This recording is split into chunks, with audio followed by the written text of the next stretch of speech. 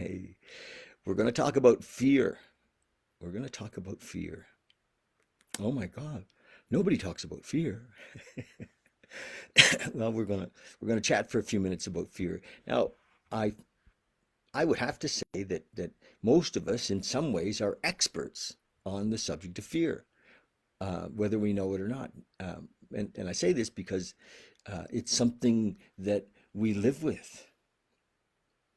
It's like a weight that we carry. It's like, having a knapsack, a 60-pound knapsack on your back all the time. Fear is always there for most of us.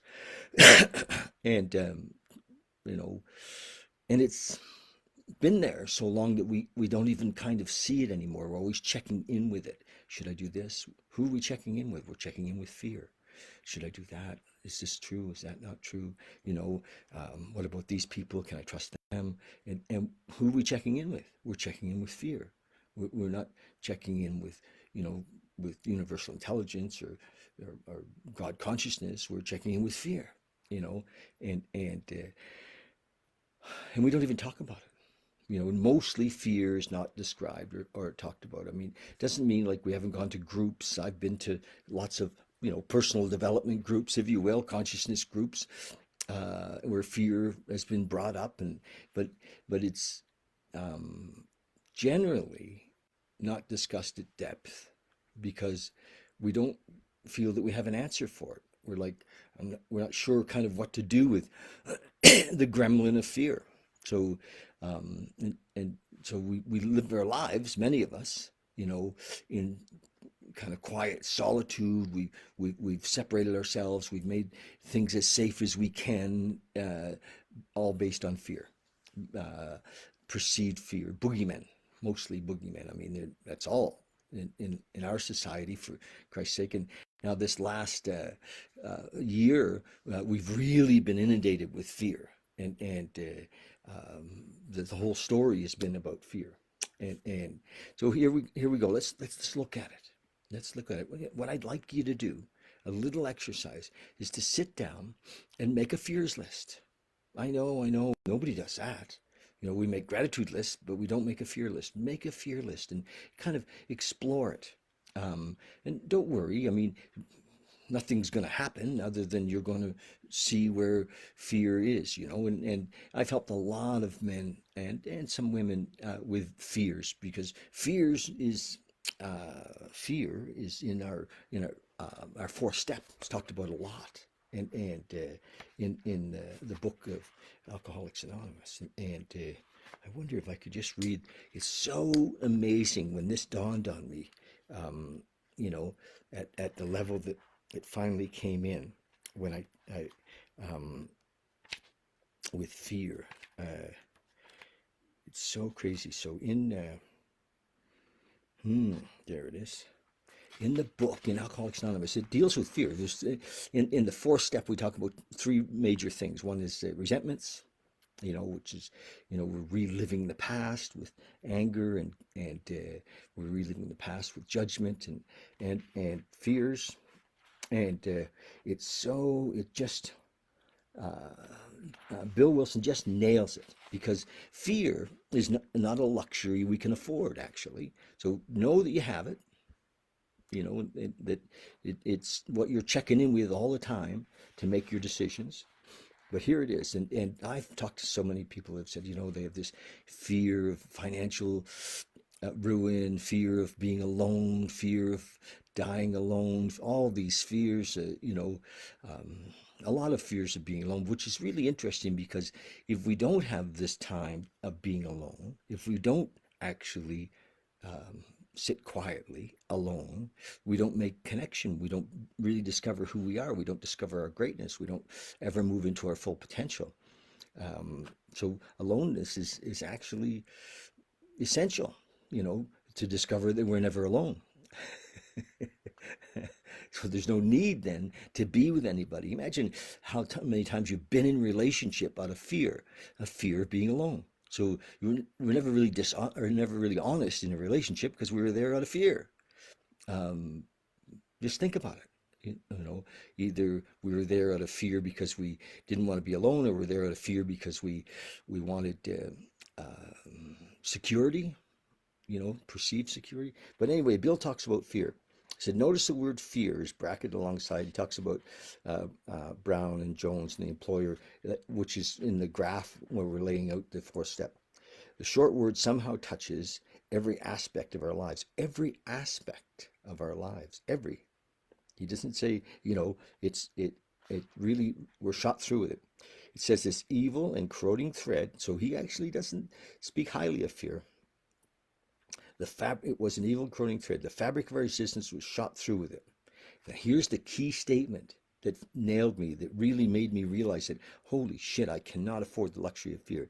He said, Bill said, this is in the big book of Alcoholics Anonymous, set in motion trains of circumstance. It set in motion trains of circumstance which brought us misfortune we felt we didn't deserve. So fear set in motion trains of circumstance. We were creating our reality with fear. And so we can't, it's not just that we learn to live with fear. We really have to realize if we ever want to live in our full potential, if we ever want to be happy, joyous, and free, fear has to be eliminated. I don't want to say conquered, because we can't actually conquer it. And that's the illusion. We think we can. We've spent our whole life thinking we can beat fear. We can't beat fear, but we can have it removed. And it tells us later how to do that. Anyway, it set in motion trains of circumstance, which brought us misfortune we felt we didn't deserve. But did not we ourselves set the ball rolling? Sometimes, he says, we think fear ought to be classed with stealing. Then it says we reviewed our fears thoroughly, we put them on paper. So that's what I'm suggesting. Just make a list of fears, and we'll talk more about it.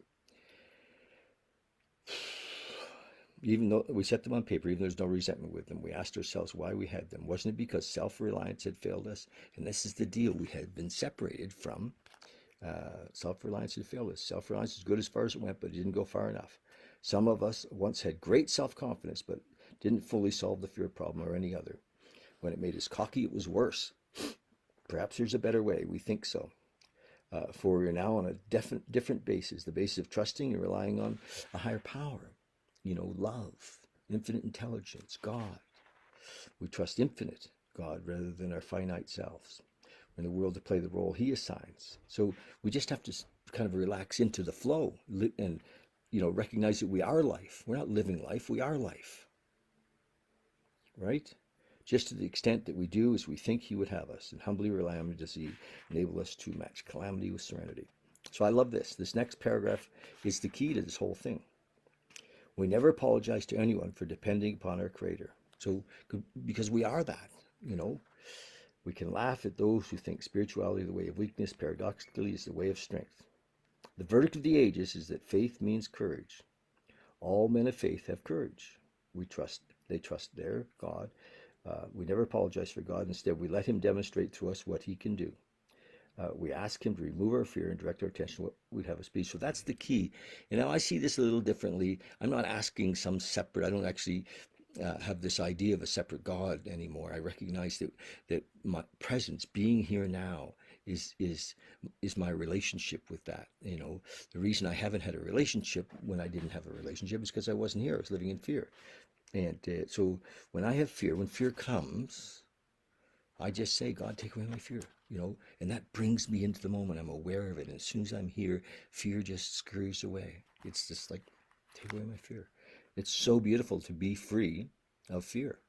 And once it says we commence to outgrow fear. So it's beautiful. Anyway, fear, I'm open to talking about it. If you want to talk about it, if you have questions about it, let's talk about fear. Anyway, we're back to the Tao-te-Ching. Been reading this on a regular basis for the last 3 weeks or so. And we're on chapter 20, which is one of the longest ones I've ever seen. It's like 5 paragraphs. Chapter 20 in the Tao-te-Ching by Stephen Mitchell, originally by lao-tzu. It says, stop thinking and end your problems. What difference between yes and no? What difference between success and failure? Must you value what others value? Avoid what others avoid? How ridiculous. Other people are excited, as though they were at a parade. I alone don't care.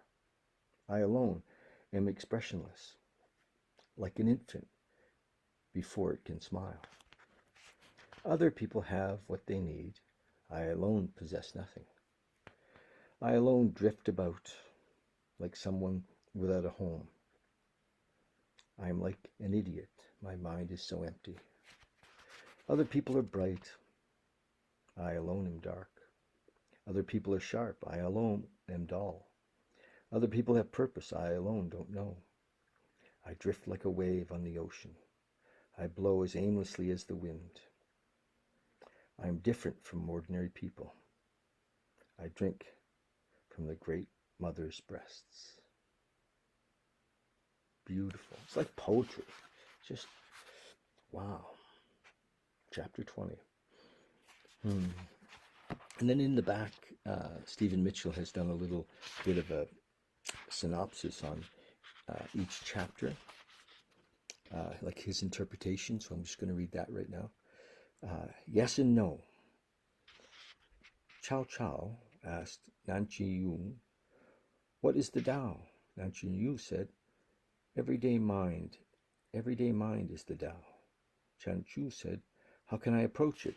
Nanqi Yu said, the more you try to approach it, the further away you'll be. But if I don't get close, how can I understand it? The master said, it's not a question of understanding or not understanding. Understanding is delusion. Not understanding is indifference. But when you reach the unattainable Tao, it is like pure space, limitless and serene. Where is there room in it for yes or no? Then he says, I alone don't care. If good happens, good. If bad happens, good. I am like an idiot. First, you erase the blackboard. Then you can write something new.